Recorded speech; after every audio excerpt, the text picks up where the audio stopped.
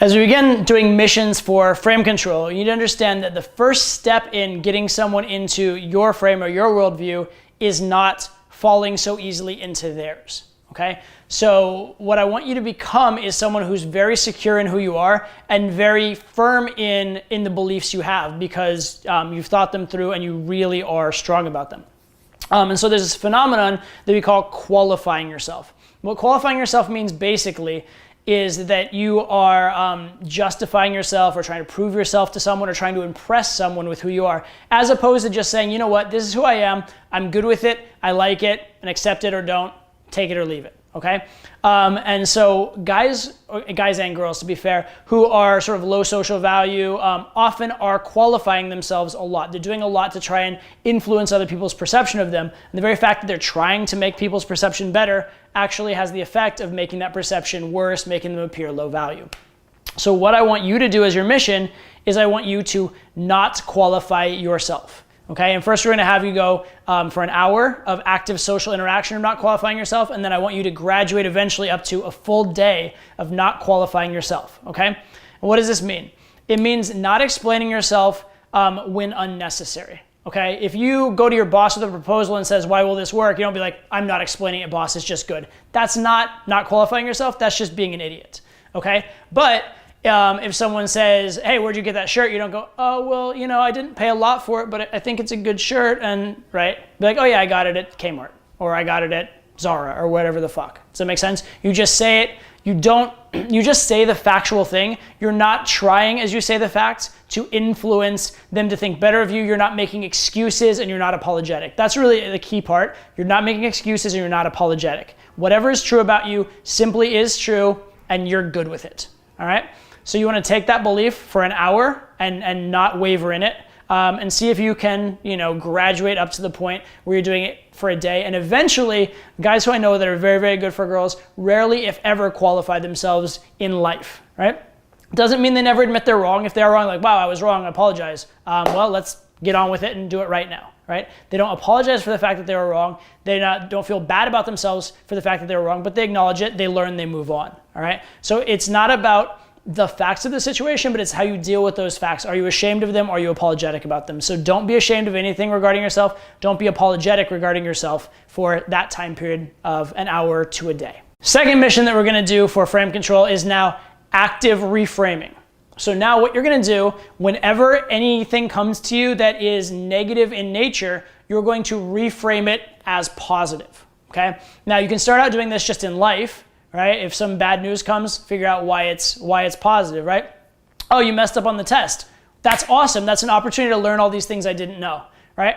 Oh, you finished 4th place in the race. Wow, I have so much to improve on. Or wow, I beat half the field, right? So you can find the positive instead of the negative in whatever scenario.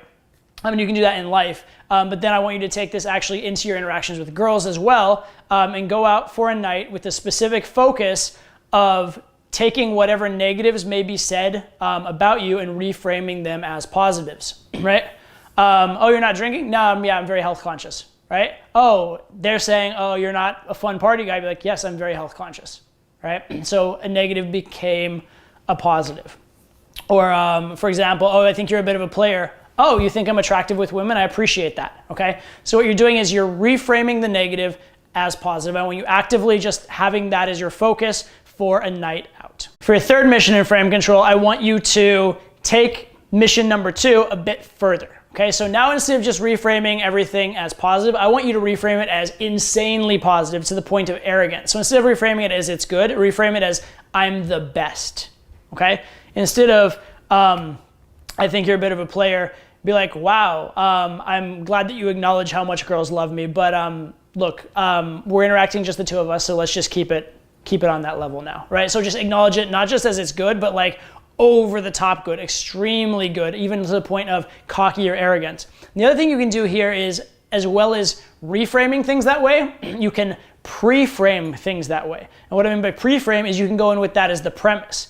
So say a girl looks bored, you're like, hey, you look bored, I thought I might introduce you to a cute guy and see if I could enhance your night, right? That's a bit of an arrogant opener, but you put it out there, you put out that arrogant man to woman frame, and it forces her to react. It forces her to either give you shit tests and like object and fight that frame, or to accept that frame. If she accepts the frame, you're great. If she gives you shit tests, she's giving you a great avenue to convey your personality, okay? So the great thing about taking it from merely positive all the way to arrogant is it's going to provoke a reaction. It's gonna make sure that like your interactions are not sort of like blandly just a little bit positive or negative. You have like amazing interactions or really terrible interactions. And that's what you want to have. You want to learn as you get more advanced to be more polarizing, to get stronger and stronger responses, okay? So you're not merely going to reframe as positive, you're going to reframe to the level of arrogant, and you can even go in and pre-frame, as in go in with the premise of something arrogant as well. Your fourth mission is going to be a little bit Fight Club-esque. I'm going to ask you to go out and get in a fight. Not really. I'm going to ask you to go out and get into a debate. Okay, I want you to go out and provoke a debate of some kind, and I want you, once you're in that debate, to stand your ground, okay? Now, there are some topics that if you debate them, people are likely to get very hot and heavy with. So like certain political topics are very, like, don't get into an Israeli-Palestinian debate, okay? And don't get into a Hillary versus Trump debate, like right off the go.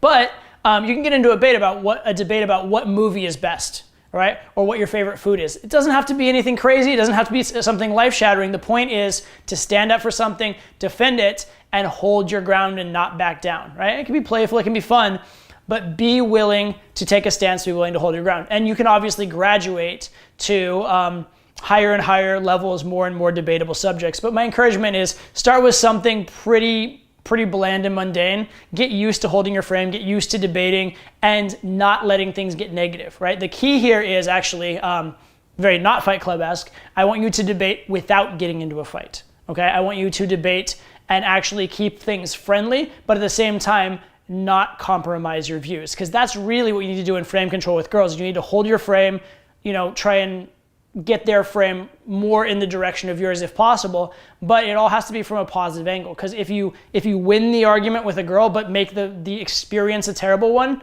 she'll hate you and she'll never sleep with you for having won the argument, okay? So the point is to have the debate, but to keep the debate positive and maintain the friendship while still holding your ground. So that's the challenge.